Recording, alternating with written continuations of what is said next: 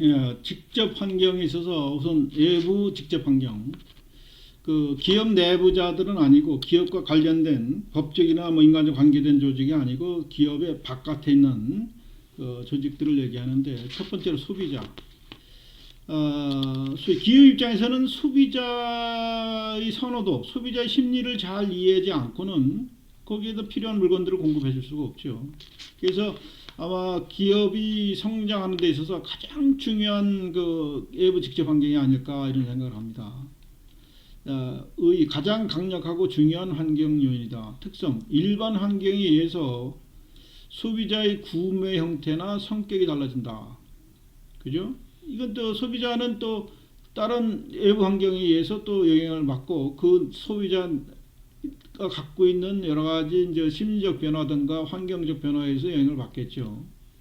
그래서 요즘에는 이제 우리가 판매자 시장에서 구매자 시장으로 바뀌고 있다. 이건 뭐냐면은 우리가 이거 판매자 시장은 공급이 부족할 때 우리나라 70년대 80년대에는 우리나라 어떤 기업들이 뭐든지 만들면 팔리는 거. 왜?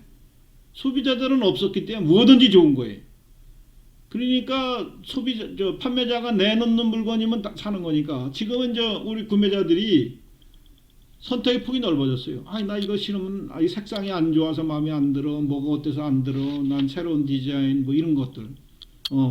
그래서 이제 구매자 시장으로 변화가 됐다 이런 얘기예요. 그렇기 때문에 소비자의 심리라든가 또 행태들을 잘 연구해야 된다는 겁니다.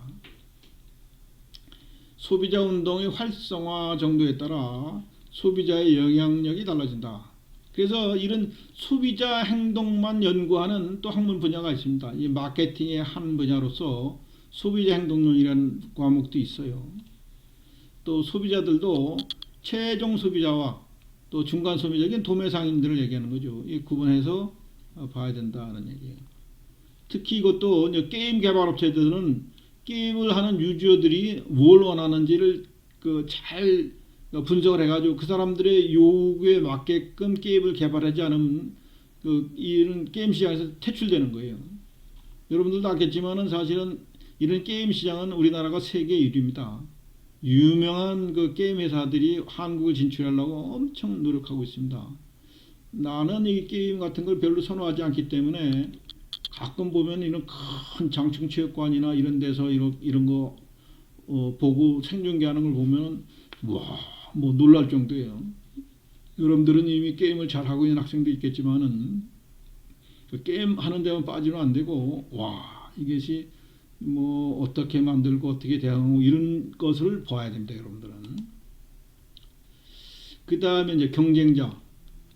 뭐 독점적 주의가 있거나 독점이면은 뭐 이 세계 사업하기가 쉽겠죠. 그러나 항상 치열한 경쟁 제품들이 있어요. 그래서 이 경쟁자들이 어떤 그 동일하거나 유사한 제품들 또는 서비스들을 소비자한테 어떻게 제공하고 있는지를 항상 염두에 두고 연구를 하지 않으면은 자기 그 시장에서 자기가 퇴출될 수도 있어요. 그죠? 내가 현재는 1위지만은 언젠가는 1위라고 안락하게 있다가 망하는 경우가 실질적으로 상당히 많습니다. 저런 데도 있었어 할 정도인데 사실은 그 회사가 1위였던.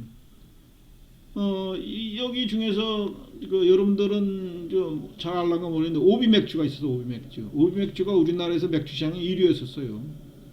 근데 조선 맥주는 그냥 너무 경쟁력이 없고 그러니까 오비에서 오히려 좀 팔아주고 이끌어주는 정도였었는데 오비에서 하이트 맥주 들어봤죠, 여러분들? 지금도 많이 팔리는 하이트 맥주를 개발하면서 갑자기 소비자들의 선호가 확 바뀐 거예요. 오비 맥주가 그래서 망했습니다. 지금도 있긴 있습니다만 원래 창업주의 지금 오비가 아니에요. 창업주 오비가 아니고. 그래서 이제 경쟁자가 뭘 개발하고 그 제품질이 어떤 걸 항상 눈여겨봐야 된다.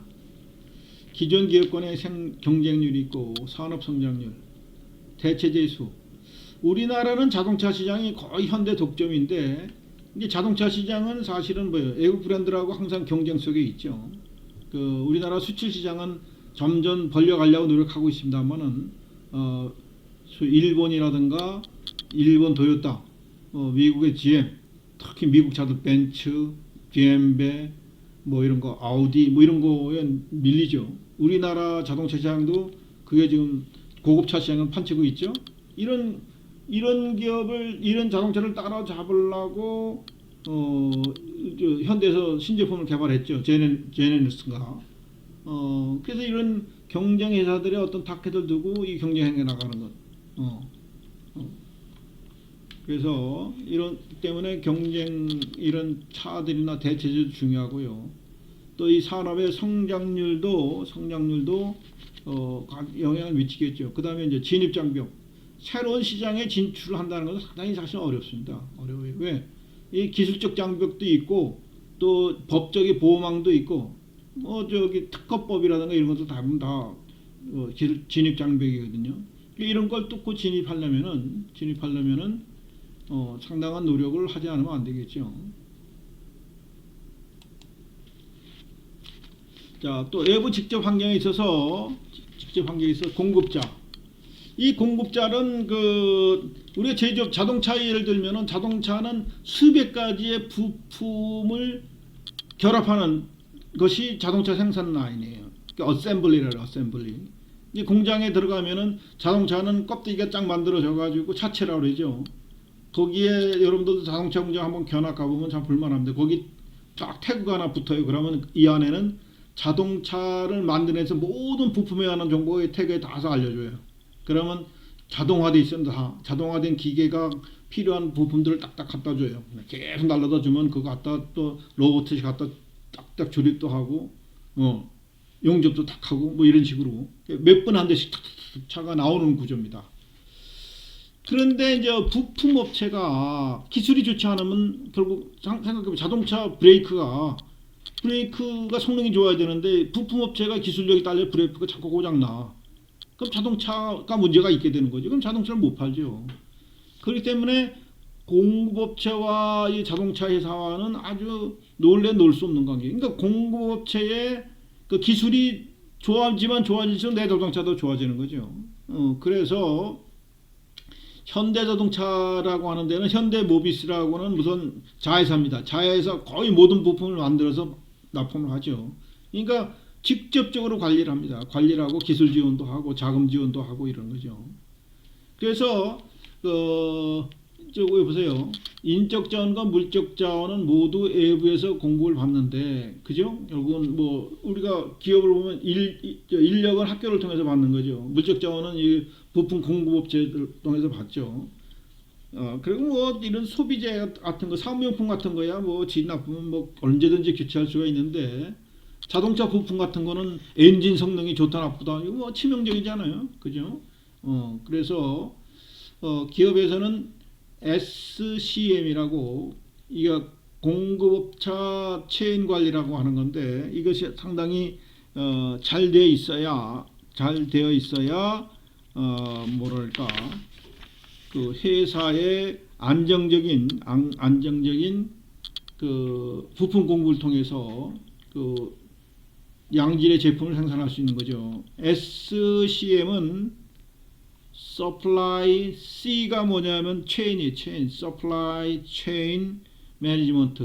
그러니까 말 그대로 공급 supply chain management 이게 SCM이에요.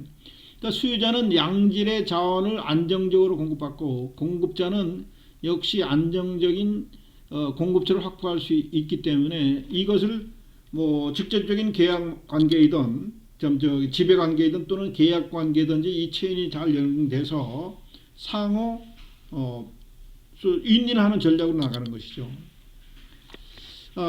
세계 자동차 부품 회사의 매출 순위를 보면 일단 보쉬가 가장 많이 파는데, 이 보쉬는 말 그대로 독일의 자동차들이 뭐 세계 시장을 휩쓸고 있잖아요. 그죠? 우리가 가끔 벤츠, BMW, 아우디, 뭐 폭스바겐, 뭐 람보르기니 뭐 이런 거 다 독일 차들이에요. 그다음에 일본은 일본 도요타 자동차가 또 미국 시장을 막 휩쓸고 있는데 우리나라도 많이 들어와 있죠. 근데 그 부품 회사는 덴소라고 하는 데고, 마그나라는 캐나다 부품업체, 컨티넨탈 등등등이 있고, 세계 순위 7위까지 되는 대한민국의 그 현대모비스가 있습니다. 현대모비스. 그래서 이 부품업체들과 자동차 메이커와는 인인관계로서 SCM 관계를 굳혀서 서로 정보를 주고받고 기술 개발도 하고 하는 관계로 성장하고 있는 겁니다. 자, 금융기관은 소위 은행을 대표적으로 얘기하는 거예요. 은행 말고도 은행과 비슷한 단체들 많이 있죠. 그 은행은 소위 그 사업을 하다 보면은 내 돈 가지고도 하지만은 부족하면은 타인자본 사실 부채를 얘기하는 거예요. 부채.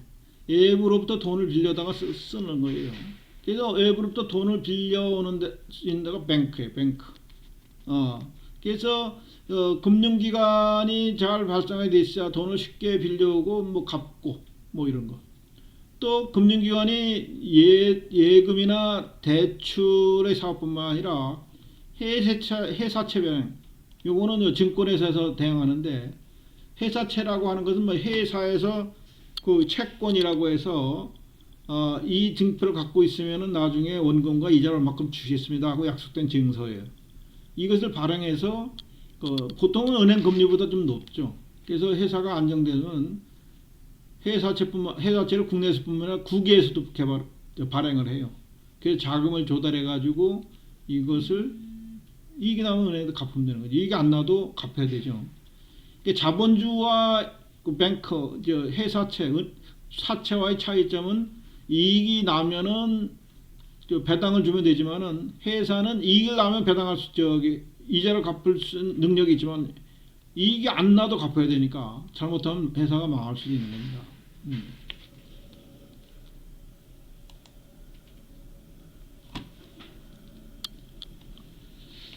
그 다음에 외부 직접 환경에 지역사회는 그 회사나 공장, 생산지나 소비시장이 있는 그 커뮤니티, 시나 군, 구 또는 우리 광역자치단체까지 다 포함된 개념이에요.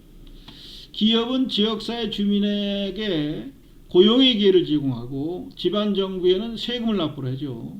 사업세라든가 법인세, 소득세, 부가치세, 기타 등등. 그래서 지역의 여러 기업들과 협력 관계를 맺어 지역사회에 기여하고 있다.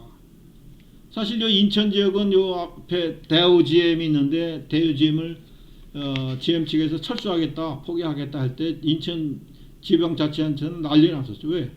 인천 그 GM이 빠져나가면 GM 때문에 먹고 사는 그 비중이 엄청 크거든요. 그러니까 인구도 그렇뿐만 아니라 그 사람들이 팔아주는 거. 그래서 지역자치 생사를 거는. 그래서 정치권에서 맨날 선거철이 되면 우리 지역사회에 뭘 유치하겠다. 어떻게 보면 말도 안 되는 공약들도 많이 하죠. 여러분들 그 잘 눈여겨볼 수 있어야 됩니다. 기업이 지역사회 피해에 입히는 경우에는 공격의 대상이 된다. 우리나라에도 이런 사례는 좀 있는데 여기 우리 책에는 구글이 세계 거의 1위 기업이에요. 지금은 유튜브를 통해서 세계 시장을 장악하는데 얘네들이 어느 지역사회에서 출퇴근하고 하는데 얘네들이 우리 지역사회에서 돈을 벌면서 지역에 내놓는 게 없고 그냥 아파트 값만 올라가고 차만 부글부글 하고 그러니까 지역 주민들이 반발해가지고 구글 정류장을 옮기라. 이런 일도 벌어졌고요. 또 지역사회에서 이제 소비자 불매운동 이런 것들도 할 수 있죠. 소비자 불매운동. 그렇기 때문에 지역사회하고 관계를 잘 가져야 되는 겁니다. 또 정부는 저 앞에서도 발표했지만 외부 환경에서 정부는 뭐래요? 정치적 법률적 환경에 관련돼서 이 사람들이 법률도 만들고 시행도 하고 그러죠. 그래서 법률을 만들고 정치적 활동은 외부 환경이지만 그 법이 만들어서 집행을 하면은 우리 기업에 이제 직접적으로 영향을 미치죠. 그래서 기업 활동의 지원과 규제하는 법률로 규정되어 있더라도 현실적으로 이를 시행하는 정부의 의지에 따라 기업이 느끼는 체감 지수는 달라진다. 공해 방지 법률이라든가 서울 관광버스. 이 서울 관광버스가 특히 그 지방이나 외국인들이 여의도 견학을 많이 오는데 여의도에 원래 차를 댈 수가 없어서 지금 난리입니다. 지금도 그래요. 근데 주차장을 하나 만들어 놔가지고 관광버스들이 여기 주차하도록 만들어 놨는데 이거 가지고 턱도 없어요. 또 이런 거와 비슷한 게 여러분 동네에 보면은 그 우선 차고지 제도가 있죠. 우선 차고 줄 막 거놓고 도로 옆에도 막 주차 이 자동차가 하도 늘어나니까 할 수 없는 거예요.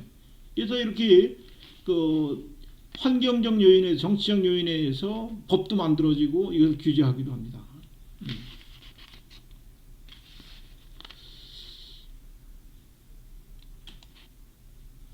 자, 외부 직접 환경의 한 예로서 공해 방지에 관련된 법률이 뭐 수십 가지가 있어요, 수십 가지. 그러니까 이 법에 저촉이 되지 않기 위해서는 뭐 이 관련된 부서는 열심히 공부를 해야 되겠죠. 이게 이제 중복되는 규정들도 있습니다만은 이 법들을 통해서 환경을 유지하고 개선하려고 정부에서 노력을 하는 거예요. 그러니까 우리가 사업하는 데 있어서 어떤 규제 통제 원인이 되겠죠. 이름에도 불구하고 아직도 많은 문제들이. 그러니까 옛날에 이런 법이 없었을 때는 얼마나 엉망했었겠어요, 그죠? 막 그냥 한강물이 그냥 썩은 똥물이 막 흘러가고, 여러분들은 잘 모를지 모르지만은 중량천이라고 있어요. 거기는 80년대까지 완전히 똥물이 흘렀어. 새카만 똥물. 그냥 또그 개천로에 올라가면 그냥 완전히 똥 썩은 냄새들이 막 났었어요. 근데 이제 한 10여 년 전부터는 거기에 지금 뭐 잉어들도 사고 숭어들도 올라가고 물에 텁이 발달돼 있고 뭐 이럴 정도로 확 바뀌었습니다.